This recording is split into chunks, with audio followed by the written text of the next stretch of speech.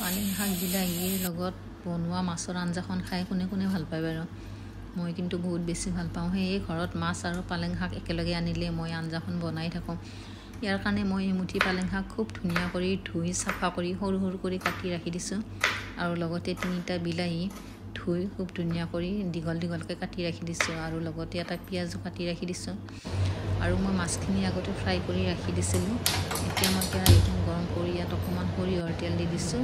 আৰু তেলখিনি গৰম হোৱাত মই অলপ পাঁচফোৰণ আৰু এটা শুকান জলকীয়া দি ইয়াতে কাটি থৈ দিয়া পিঁয়াজখিনি দি দিছোঁ। আৰু পিঁয়াজখিনি অলপ ভজা যোৱাত মই ইয়াতে কাটি থৈ দিয়া পালেং শাকখিনি দি আৰু পালেং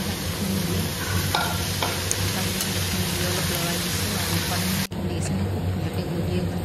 আৰু এতিয়া মই ইয়াতে কাটি থৈ দিয়া বিলাহীখিনি দি দিছোঁ। আৰু বিলাহীখিনি দি অলপ দেৰি ভাজি ইয়াতে মই নিমখ আৰু হালধি দি দিলোঁ। নিমখ আৰু হালধিখিনি নিজৰ জোখমতে দিছোঁ। আৰু লগতে এটা কেঁচা জলকীয়াও ফালি দিছোঁ। আৰু ইয়াত মই বেলেগ মছলা একো দিয়া নাই। আৰু জলকীয়াটো দি মই অলপ ভাজি লৈছোঁ। আৰু দেখিছেনে বিলাহীখিনি খুব ধুনীয়া কৰি গলিয়ে গ'ল। আৰু এতিয়া মই ইয়াতে পানী গৰম কৰি ৰাখি দিছোঁ। আৰু বিলাহীখিনি গলি যোৱাৰ পিছত মই ইয়াতে খুব ধুনীয়া কৰি গৰম পানী ঢালি দিছোঁ। আৰু পানীখিনি মই অলপ বেছিকৈ দিছোঁ, যিহেতুকে মই পালেং শাকৰ জোল বনাইছোঁ সেইকাৰণে মই পানীখিনি অলপ বেছিকৈ দিছোঁ পানীখিনি। আৰু পানীখিনি খুব ধুনীয়াকৈ উতলা হোৱাত তৰকাৰীখন উতলা হোৱাত মই এতিয়া ভাজি থৈ দিয়া মাছখিনিও দি দিছোঁ।